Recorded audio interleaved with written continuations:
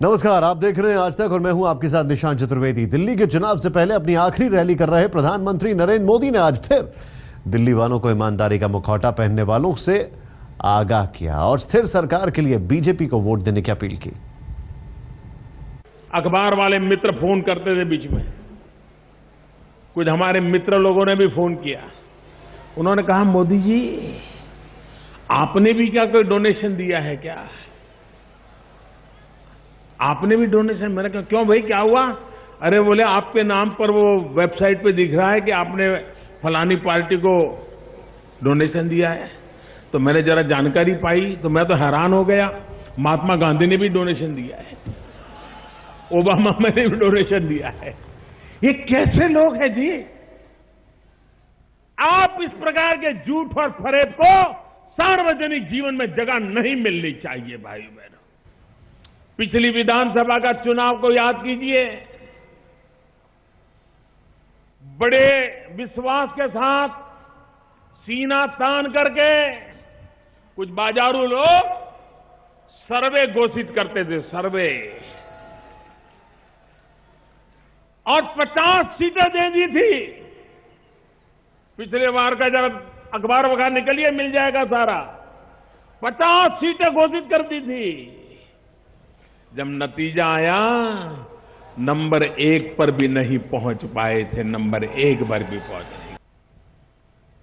10 तारीख तो जब नतीजा आएगा, उसके बाद बहन किरण जी के नेतृत्व में हम एक के बाद एक और हो सके उतना जल्दी दिल्ली को विकास की नई ऊंचाइयों पर ले जाने का अभियान आरंभ कर देंगे। नरेंद्र मोदी की रैली से कुछ देर पहले राहुल गांधी ने आज मोदी और केजरीवाल दोनों पर निशाना साधा। वो कहते हैं कि 9 लाख का विदेशी सूट पहनने वाले मेक इन इंडिया का नारा देते हैं और धरना देने में एक्सपर्ट केजरीवाल मोदी सरकार के सामने कोई धरना नहीं देते हैं। हालांकि उन्होंने ये नहीं बताया कि उन्हें धरना किस बात पर देना चाहिए। जब हमारा राज था, यूपीए की सरकार थी, पेट्रोल का दाम, डीजल का दाम बहुत ज्यादा था। $140 बैरल का दाम था। आज $40 पे आ गया है। 140 से 40 तक पहुंच गया है।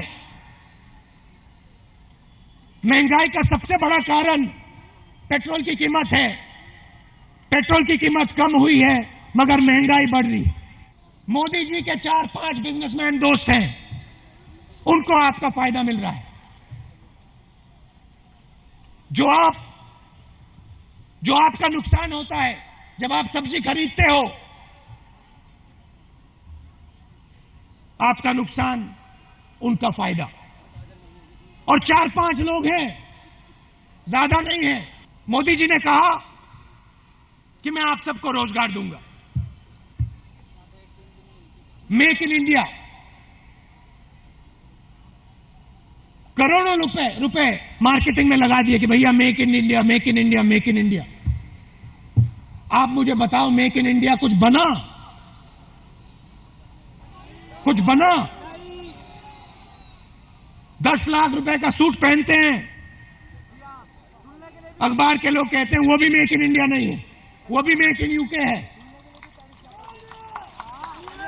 और आपसे कहते हैं कि भैया मेक इन इंडिया रोजगार। और अब बात खुशी के आंसुओं की या फिर चुनावी आंसुओं की। अपने इलाके में चुनाव प्रचार कर रही किरण बेदी भीड़ देखकर और उनका समर्थन पाकर भावुक हो गई। उनकी आंखों से आंसू छलक पड़े। आम आदमी पार्टी ने उनके आंसुओं पर भी चुटकी ले ली।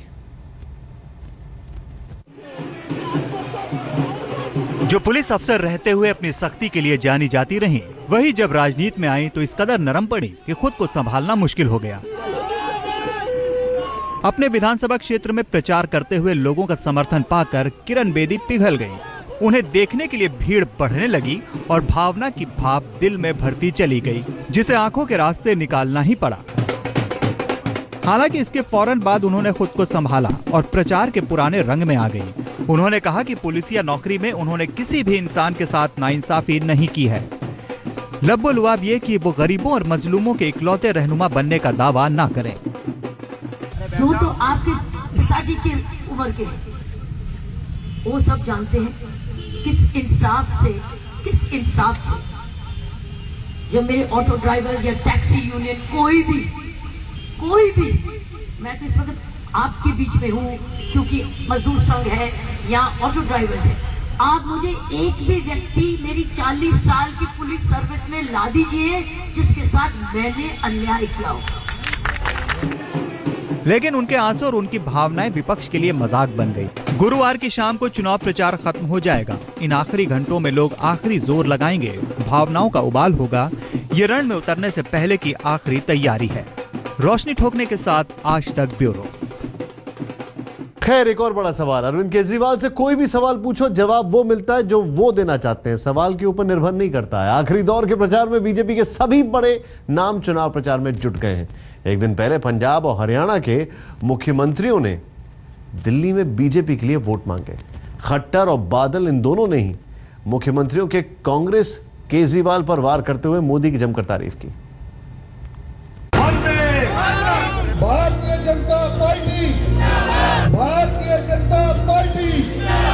प्रचार के आखिरी दौर में बीजेपी के कुछ मुख्यमंत्रियों ने भी दिल्ली के लिए जोर लगाया है।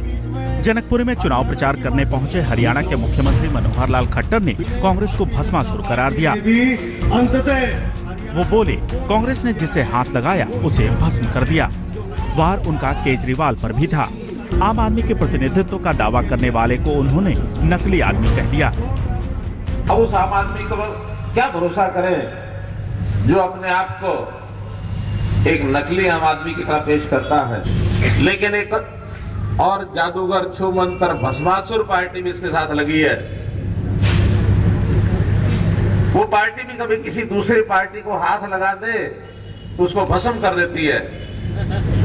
हमारे यहाँ एक बार बंसीलाल जी की पार्टी को इस कांग्रेस की पार्टी ने हाथ लगाया था, उसको भी ले बैठी, डूब ले बैठी। वहीं हरिनगर में प्रचार करने पहुंचे पंजाब के मुख्यमंत्री प्रकाश सिंह बादल ने भी कांग्रेस और आम आदमी पार्टी पर हमला बोला।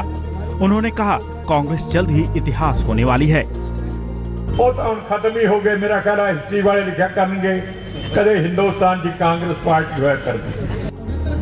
हरिनगर से उनके उम्मीदवार ने जीत का दावा तो किया, लेकिन ये भी माना कि चुनौती कड़ी है। बहुत लोगों को चाह बड़ा फायदा हो गया, बड़ा फर्क पेगा।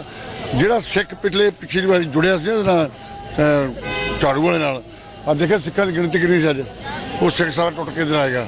ਉਹ ਵੱਡੀ ਗਿਣਤੀ ਵਿੱਚ ਸਾਡੀ ਜਿੱਤ ਹੋਏਗੀ, ਇੱਥੇ ਬਹੁਤ ਫਰਕ ਪੈਗਾ। बीजेपी ने आखिरी दौर में पूरा जोर लगा दिया है। ये उसके अहम का चुनाव है। ये मोदी के विजय रथ को लगातार बढ़ाने का हट है, लेकिन दिल्ली में उस रथ को रोक लिए जाने का खतरा मंडराने लगा है। मनोरंजन कुमार, दिल्ली, आज तक। एक दिन पहले ईवीएम में गड़बड़ी के आरोप लगाने वाले अरविंद केजरीवाल आज चुनाव आयोग पहुंचे। उन्होंने मुख्य चुनाव आयोग से मुलाकात की, जिन्होंने अरविंद केजरीवाल की सारी आशंकाएं दूर कर दी। एक दिन पहले उन्होंने ट्वीट किया था कि कुछ ईवीएम में गड़बड़ी है, जिसके बाद चुनाव आयोग ने बिना किसी सबूत के ईवीएम में गड़बड़ी के आरोप लगाने पर नाराजगी भी जाहिर की। बताया जा रहा है कि चुनाव आयोग ने उनसे ईवीएम में गड़बड़ी पाए जाने के सबूत मांगे। हमारी इलेक्शन कमीशन से बहुत अच्छी मीटिंग हुई। हम इलेक्शन कमीशन का शुक्रिया अदा करते हैं, उन्होंने इतने शॉर्ट नोटिस पे हमें मिलने का टाइम दिया और हमने उनसे अपने कंसर्न्स बताए जो हमारे मन में संदेह और शंकाएं थी ईवीएम मशीन को लेके, और उन्होंने हमारे सारे डाउट्स पूरे किए और उन्होंने ये आश्वासन दिया है कि जनता के मन में भी अगर कोई डाउट्स हैं, इलेक्शन कमीशन वो सभी कदम उठाएगा जो उन्हें उठाने की ज़रूरत है, ताकि ये जो चुनाव है ये फ्री और फेयर हो सके और जो मशीनों के बारे में भी जो शंका है उसको भी दूर किया जा सके। आज से 3 दिन पहले इसी जगह पर यही कुछ मौका था जब अरविंद केजरीवाल से पत्रकारों ने सवाल पूछा था, आपके पास क्या सबूत है? तो बोलते हैं जैसे आप पत्रकारों के सोर्सेज होते हैं, हमारे भी सोर्सेज हैं। लगता है ये सोर्सेज वाली दलील ईवीएम के सामने, उनके सामने चली नहीं, इलेक्शन कमीशन के सामने।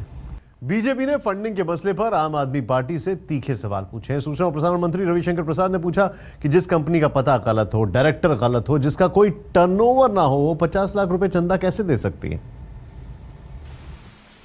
अब आज ये जो श्रीमान हेम प्रकाश हैं, ये सेवरल डमी फर्म्स को लीड करते हैं। अखबारों में विस्तार से छपा है कि शायद ये 31 कंपनियों को के डायरेक्टर हैं। Therefore, the company is fictitious, the address is fictitious, and the gentleman director who is supposed to have given the money was found to be absent. न कंपनी का पता, न उसका एड्रेस सही, न जो व्यक्ति उसका निर्देशक है उसके दिए हुए एड्रेस पर उसका नहीं पाया जाना वर्षों से, 10 साल से 15 साल से। ये सवाल है श्रीमान अरविंद केजरीवाल जी।